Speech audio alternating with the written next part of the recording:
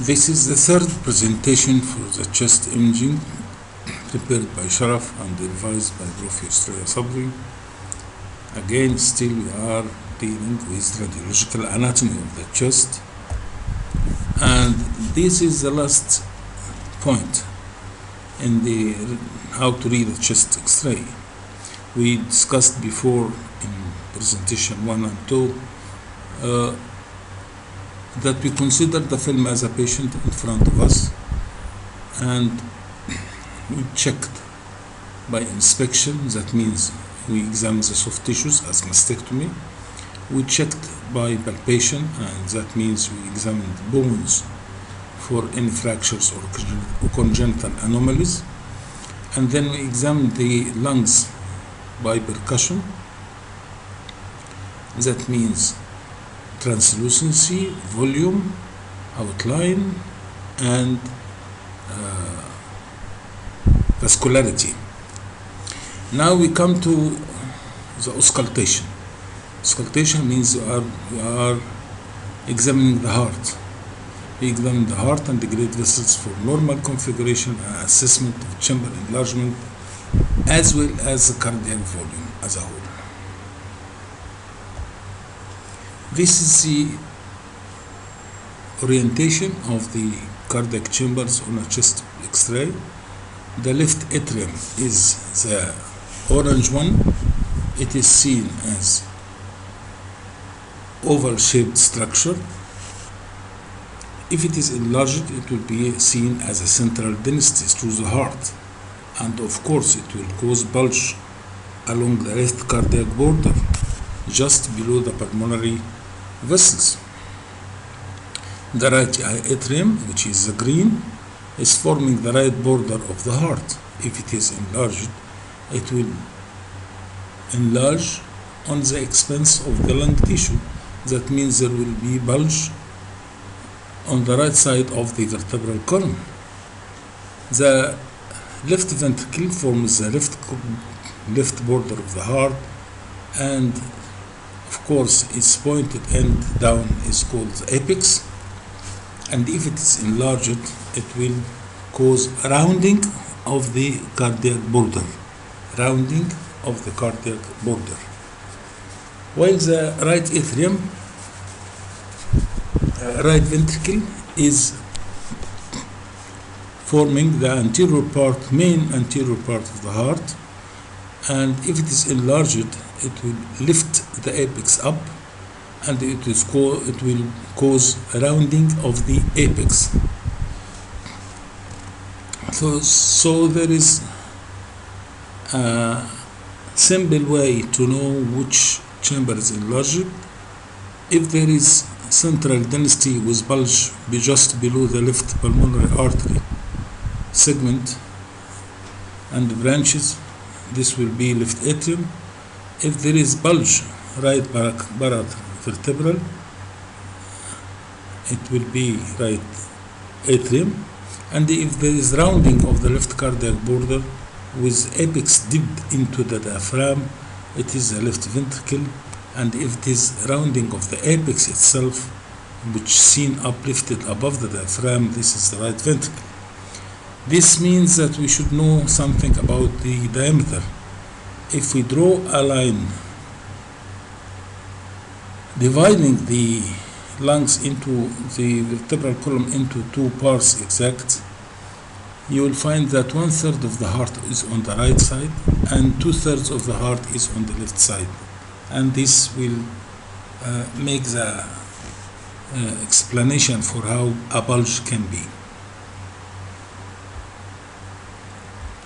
In the lateral film, the main part anteriorly is the right ventricle, while the main part posteriorly down is the left ventricle. The main part posteriorly up is the left atrium. And previously we were doing a simple examination by barium swallow. If we find a small part of a large circuit posteriorly, that means that this is a left ventricular enlargement. And if you find a big part of a small circuit indenting the esophagus, superiorly, this means that there is left atrial enlargement. Another thing is that the air, retrocardiac air, is usually equal to, from the margin of the vertebra anteriorly to the heart, is equal to the width of a vertebra. If this is decreased, there is something. If the translucency is on the whole decreased, that means the lower lobes have some pathology.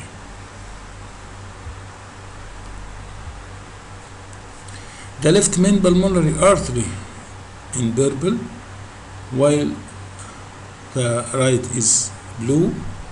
The left is passing over the left main bronchus,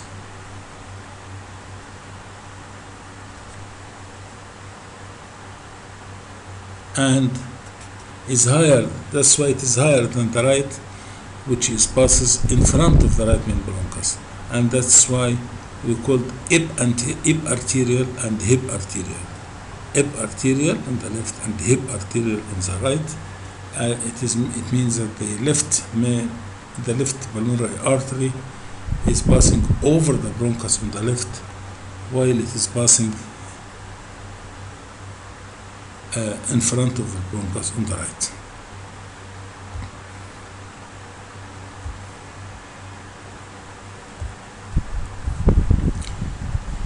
This is axial and coronal reconstruction, CECT, contrast enhanced CT scans for the main pulmonary arteries, axial and coronal.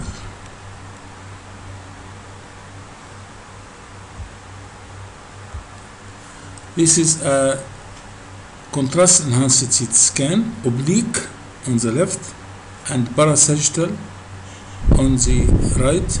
This shows well the pulmonary arteries. So the pulmonary arteries are seen well in an oblique axial and in an oblique parasagittal views in the reconstruction of a CT with contrast.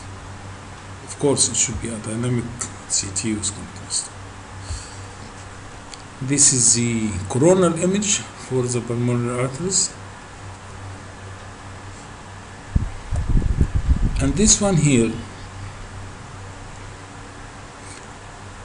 shows that the normal distance from the superior vena cava margin into the left subclavian artery margin is 60 millimeter. If it is more than that, this is pathological.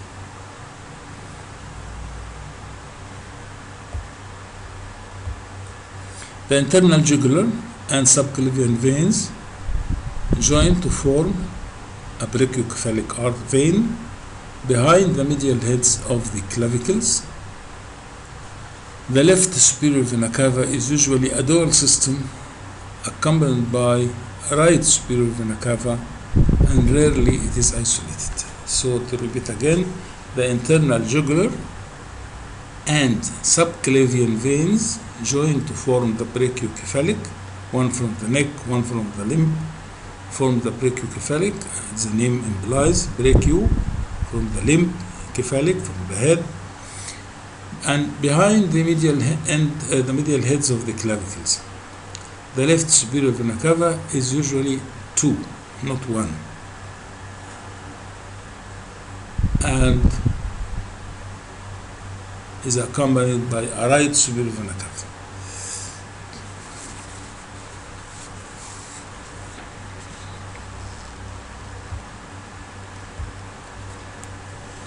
This is a right oblique sagittal reconstruction to see the aorta A, azygos A, aorta ascending and descending. Sorry, to see this is oblique sagittal CT reconstruction view from the right. A is for the azygos veins, AA is for the azygos arch, H is for the hemiazygous posteriorly, and IA is for the interazygous vein. The RPA is for the right pulmonary artery. The GA is for the descending aorta.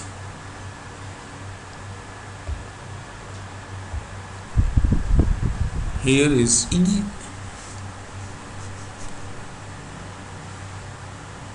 and the LSA, D, and F, and DA. So DA is known, it's descending aorta. E is the esophagus. LSA is the left subclavian artery. S is the sternum. M is manubrium. Vertebra 1, vertebra 4 is vertebra 9, vertebra 12. CA is the celiac, SMA for the spermatozoic, and D is the diaphragm.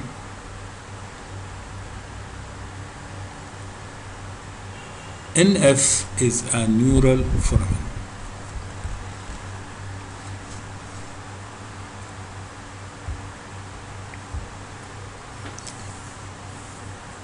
CT in the lower neck, showing the thyroid, showing the trachea, showing the right jugular vein, the left jugular vein, the left common carotid artery, the right common carotid artery, the esophagus, the paraspinal muscles,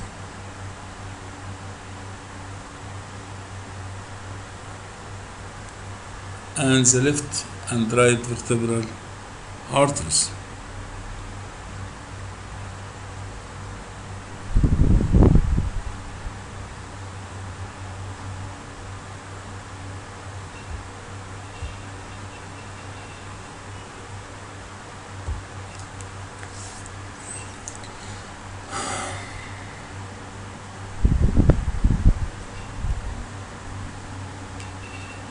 Posteriorly, there is the scapula.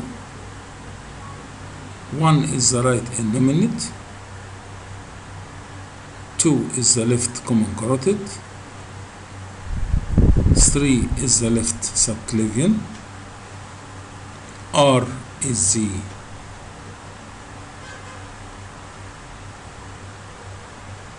right brachiocephalic. L is the left brachiocephalic. Supraspinatus muscle, SS, SUBS is the subscapularis, and the TB is the trapezius muscle. Pectorals major and minor are seen anteriorly.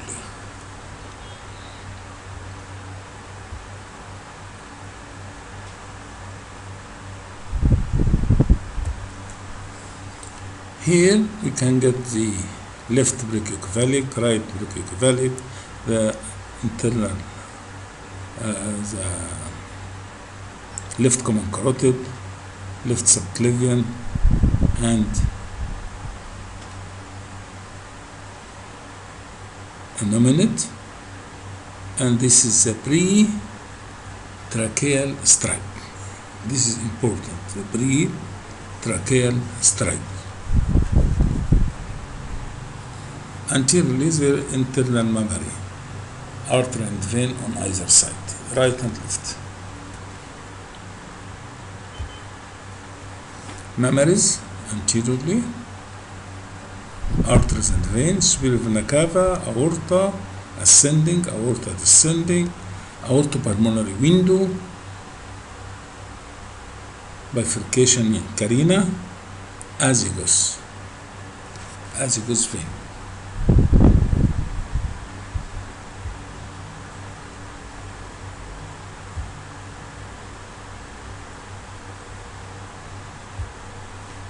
Now, the internal mammary, artery and vein on both sides, the right ventricle anteriorly, right atrium to the right, left ventricle in the middle and to the left atrium posteriorly, right inferior pulmonary vein, left inferior pulmonary vein, because we are inferior, esophagus and hemiesophagus vein.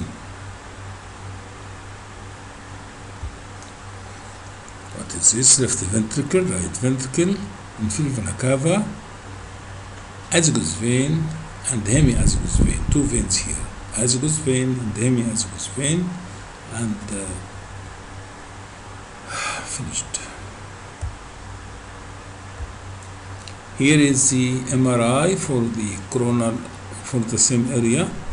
You can get the superior vena cava, the right brachiocephalic, the left common carotid, trachea, aorta, main pulmonary artery, left ventricle and right atrium.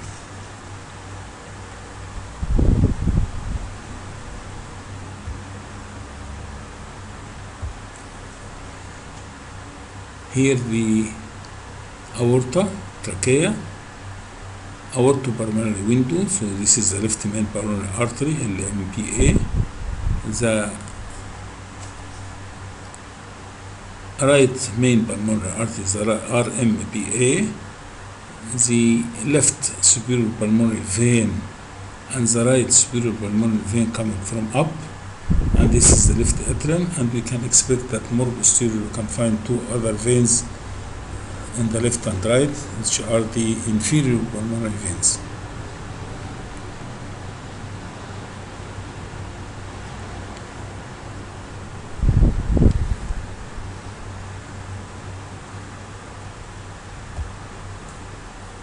Here is the brachiocephalic,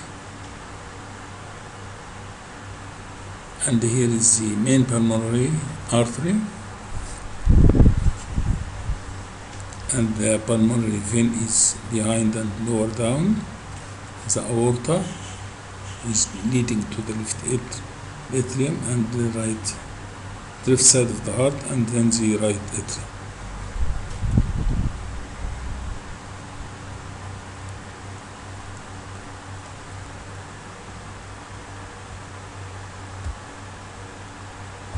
Thank you. So the pulmonary vein is inferior to the artery. The pulmonary vein is inferior to the artery.